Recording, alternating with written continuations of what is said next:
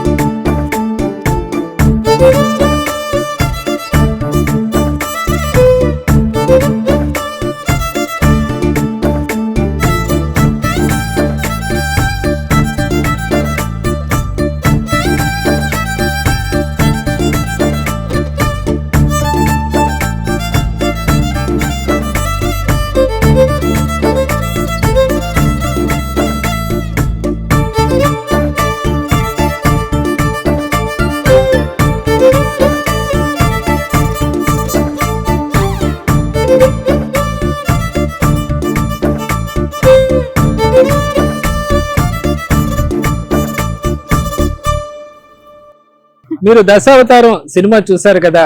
అందులో కమల్ హాసన్ నటించిన సినిమాలో ఒక విష్ణుమూర్తి విగ్రహాన్ని అప్పట్లో శైవరాజులు చోళ రాజులు బలవంతంగా ఆలయం నుంచి పెకలించి వేసి సముద్రంలో పారేస్తారు.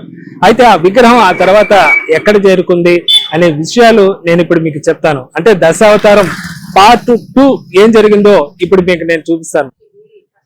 ఇక నరసింహ తీర్థం పరిసరాలలో నేను ఉన్నాను. ఇక్కడ నుంచి దూరంగా చూస్తే స్వామివారి విగ్రహం కనిపిస్తుంది. ఇక్కడే ఈ కోనేరు నరసింహ తీర్థం అంటారు. ఇక్కడ చేపలను కూడా ఎవరు కూడా పట్టారు. పూర్తిగా పవిత్ర తీర్థం కావడంతో ఈ తీర్థాన్నే ప్రస్తుతం ఉన్న గోవిందరాజ స్వామి ఆలయం కూడా వినియోగిస్తారని కూడా స్థానికులు చెబుతూ ఉంటారు. గతంలో తిరుపతిలో ఉన్న స్థానికులు ఎందరో ఇక్కడ నుంచి మంచినీళ్ళని తీసుకువెళ్తూ ఉండేవాళ్ళు. అందుకే దీనికి మంచినీళ్ళ గుంటగా కూడా పేరు వచ్చింది. ఇక స్వామివారి విగ్రహం దగ్గరికి వెళ్లి ఆ విగ్రహం ఎలా ఉందో ఆ విశేషాలు కూడా చూస్తాం.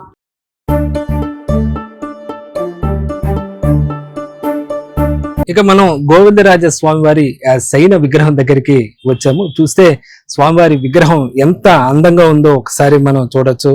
ఆపాద మస్తకం స్వామివారి విగ్రహం ఎంతో తీర్చిదిద్దినట్టుగా మనకు సజీవ శిలామూర్తిగా ఇక్కడ దర్శనమిస్తూ ఉంటుంది. 11 అడుగుల ఎత్తుతో ఈ విగ్రహం ఉంది. గతంలో చిదంబరంలో గర్భాలయంలో ఈ విగ్రహం భక్తులకు దర్శనమిస్తూ ఉండేది. అయితే తమిళనాడులో అప్పట్లో శైవులు వైష్ణవుల మధ్య విభేదాల నేపథ్యంలో అప్పట్లో చోళరాజుల పరిపాలన కాలంలో ఈ విగ్రహాన్ని అప్పట్లో చోళరాజులు చిదంబర ఆలయం నుంచి పెకలించి వేసి సముద్రంలోకి పారవేయటం జరిగింది. అప్పట్లో రామానుజాచార్యుల వారు తన శిష్య బృందానికి చెప్పి ఈ విగ్రహాన్ని సముద్రం నుంచి తిరిగి బయటకు తెప్పించి తిరుపతికి తరలించారు. ఆ తర్వాత తిరుపతిలోని గోవిందరాజ స్వామి వారి ఆలయంలో ఈ విగ్రహాన్ని ప్రతిష్ఠించాలని చెప్పి భావించారు. అయితే మార్గ మధ్యలో ఈ విగ్రహానికి చిన్నపాటి గాయాలు అవటంతో ఏ చిన్నపాటి డ్యామేజ్ ఉన్నా విగ్రహం గర్భాలయంలో ప్రతిష్ఠించకూడదు కాబట్టి ఈ విగ్రహాన్ని తీసుకువచ్చి తిరుపతిలోని నరసింహ తీర్థంలోని ఈ పవిత్ర పుష్కరిణి పక్కనే కూడా ఈ విగ్రహాన్ని పెట్టేసి వెళ్ళిపోవడం జరిగింది. అప్పటి నుంచి ఇప్పటిదాకా కూడా స్థానికులు ఈ విగ్రహానికి ప్రతిరోజు పూజలు చేస్తూ ఉంటారు. శనివారం వచ్చిందంటే చాలు ప్రత్యేకంగా అభిషేకాలు కూడా చేస్తూ ఉంటారు.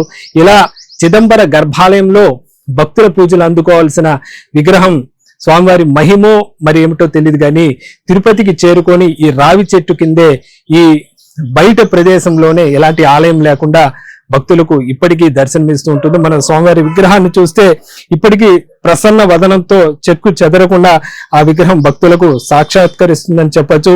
గతంలో ఎండకు ఎండుతూ వానకు తడుస్తూ ఈ విగ్రహం ఉండేది. అయితే ఆ అనంతర కాలంలో చిన్నపాటి ఒక నీడనైతే ఇక్కడ కల్పించడం జరిగింది. అలాగే ఇక్కడ స్థానికంగా బేరి వీధికి చెందిన భార్యాభర్తలు ఈ స్వామివారిని నిత్యం సేవిస్తూ ఉండేవారు. ఇక్కడే వాళ్ళు తమ జీవిత పర్యంతం సేవించిన తర్వాత ఇక్కడే వాళ్ళ సమాధి కూడా ఈ పుష్కరిణి పరిసరాల దగ్గరే ఉన్నట్లుగా కూడా స్థానికులు చెబుతూ ఉంటారు. చిదంబర రహస్యం అంటే మరేమిటో కాదు, ఇలాగా చిదంబర గర్భాలయంలో ఉండాల్సిన ఈ విగ్రహం ఇక్కడికి తీసుకురావడంతో చిదంబరంలో గర్భాలయంలో ఎలాంటి విగ్రహం ఉండదు. అందుకనే దానిని చిదంబర రహస్యం అంటారు. ప్రస్తుతం ఏదో పంచభూత లింగ క్షేత్రాలలో ఆకాశ లింగంలా ఇప్పుడు ప్రస్తుతం గతంలో వైష్ణవ ఆలయంగా ఉండే ఆ చిదంబర ఆలయం ప్రస్తుతం ఇప్పుడు శైవాలయంగా రూపుదిద్దుకుంటానికి కూడా ప్రధాన కారణం ఈ చారిత్రక నేపథ్యం అని కూడా మనం చెప్పుకోవచ్చు. మొత్తం మీద స్వామివారు తిరుపతికి రావాలన్నా ఒక మరి రాసి పెట్టుందో స్వామివారి మహిమో తెలియదు కానీ అలాగా చిదంబర ఆలయంలో ఉండాల్సిన ఈ విగ్రహం ఇక్కడికి వచ్చింది.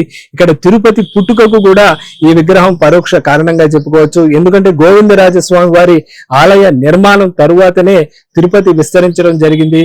ఇలా స్వామివారి కృపా కటాక్షాలతోనే ఇదంతా జరిగిందని భక్తులు భావిస్తూ ఉంటారు. కొండపైన శ్రీనివాసుడు దర్శనమిస్తూ ఉంటాడు, కొండ కింద గోవిందరాజ స్వామి వారి రూపంలో ఈ స్వామివారి శయన మూర్తి దర్శనమిస్తూ ఉంటారు.